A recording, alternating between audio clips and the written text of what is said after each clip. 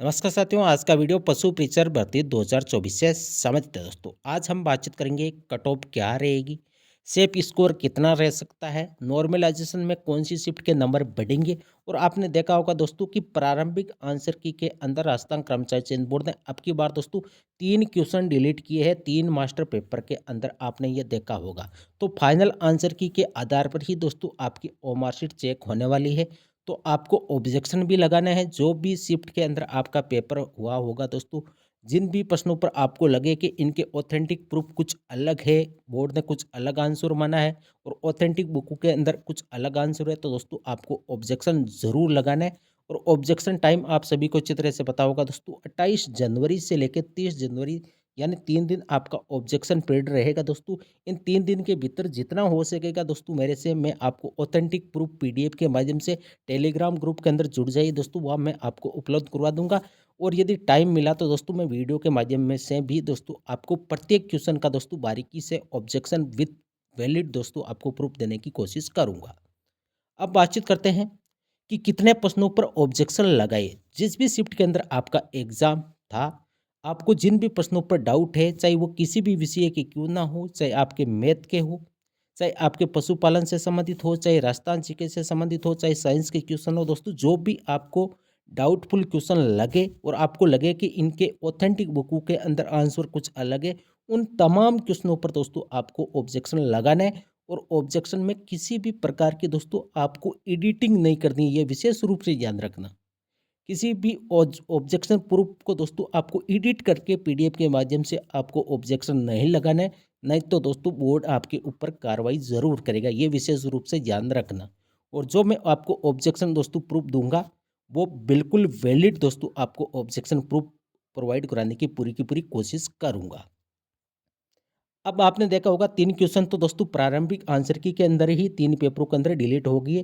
पहला पेपर एक, 5वां या 6वां पेपर के अंदर एक-एक, यानी टोटल इन 6 शिफ्टों के अंदर दोस्तों 3 क्वेश्चन डिलीट हुए हैं।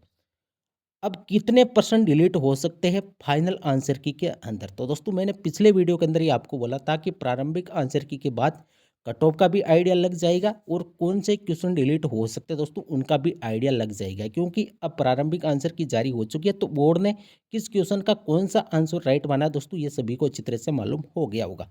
अब मैं 1-2 दिन के भीतर दोस्तों सारे के सारे ऑथेंटिक प्रूफ जिन भी प्रश्नों के दोस्तों मुझे मिलेंगे, मैंने 6 से 7 क्वेश्चनों पर दोस्तों ऑब्जेक्शन प्रूफ ढूंढ भी लिए और 1-2 दिन के भीतर दोस्तों सारे के सारे जितने भी प्रश्नों पर दोस्तों ऑब्जेक्शन लगाना है उनकी दोस्तों मैं आपको पीडीएफ के माध्यम से आपको प्रोवाइड कराने की पूरी कोशिश करूंगा। तो आप टेलीग्राम ग्रुप के अंदर अवश्य जुड़ जाइए।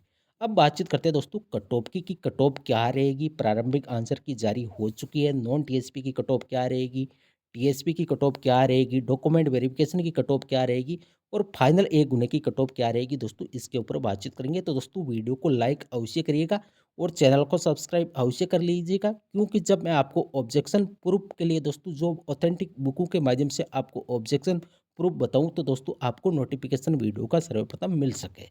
अब बातचीत करते हैं कि कट ऑफ क्या रहेगी। जनरल की कट ऑफ का जब तक प्रारंभिक आंसर की जारी नहीं हुई थी तो दोस्तों मैंने आपको एक आइडिया बताया था कि जनरल की कट ऑफ रह सकती है 115 से लेकर दोस्तों मैंने आपको 125 के बीच में दोस्तों रेंज बताई थी।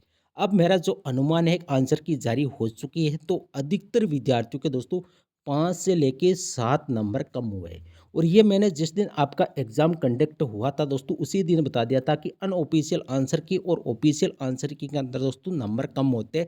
मैक्सिमम विद्यार्थियों के बहुत कम ऐसे स्टूडेंट रेयर केस के अंदर दोस्तों ऐसे रहे होंगे जिनके नंबर बढ़े हैं, अधिकतर विद्यार्थियों के नंबर कम हुए। नंबर कम कितने हुए तो 5 से लेकर दोस्तों 7 नंबर कम हुए, किसी अभ्यर्थी के 2 नंबर कम हुए, किसी अभ्यर्थी के 3 नंबर कम हुए, ये आप सभी को अच्छी तरह से पता होगा।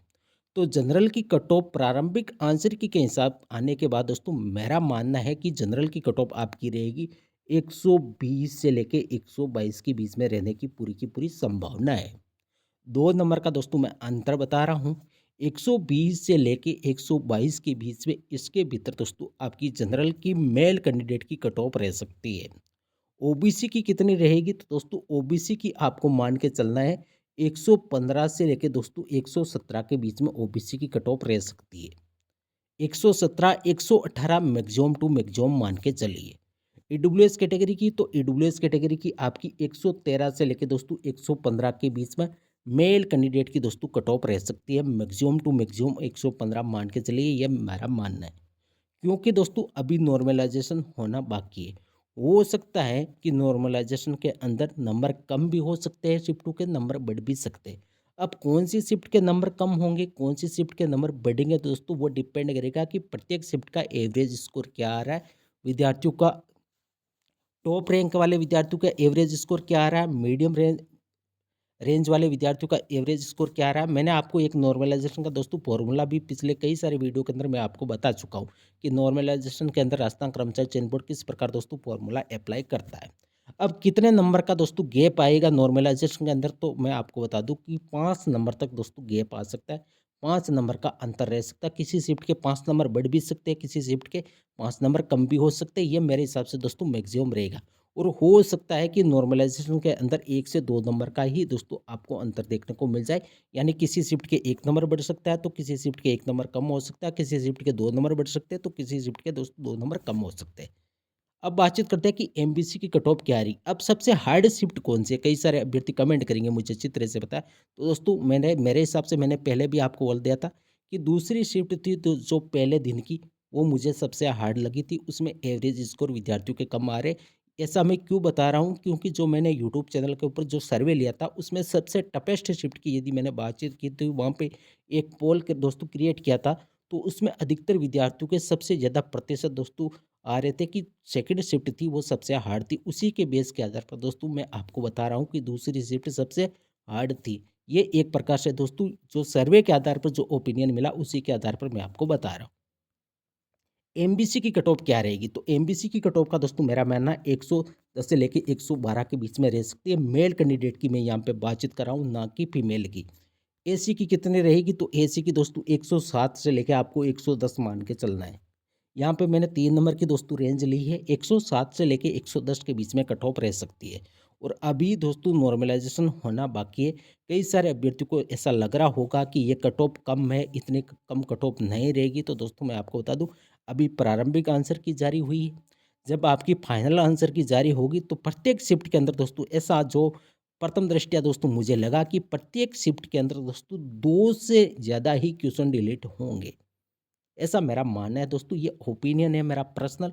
हो सकता है कि सटीक रहे या ना रहे। यदि टोटल कितने परसेंट डिलीट हो सकते हैं दोस्तों, तो मेरा मानना है कि लगभग आपके 8 से लेके दोस्तों 12 क्वेश्चन तक दोस्तों सभी शिफ्टों के अंदर इतने क्वेश्चन डिलीट हो सकते हैं।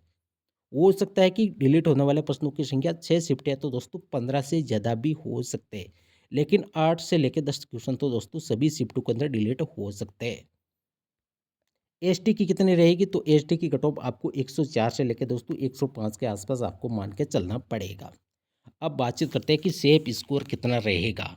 जो मैंने आपको कट ऑफ बताई कि जनरल की लगभग 122 के आसपास, ओबीसी की मैंने 118 के आसपास बताई है, ईडब्ल्यूएस की 115 के आसपास, एमबीसी की मैंने 112 से लेकर 114 के आसपास बताई, एसी की 107 से लेकर 110 के बीच में, और एसटी की 104 से लेकर दोस्तों 105 के आसपास मैंने कट ऑफ बताई। अब सेफ स्कोर का मानना मेरा ये है कि जो मैंने कट ऑफ बताई इसमें आप +5 नंबर मान के चलिए। अब ये मैं +5 क्यों बता रहा हूँ, कई सारे अभ्यर्थी कमेंट करेंगे कि सर आपने 2 प्रकार की कट ऑफ बता दी।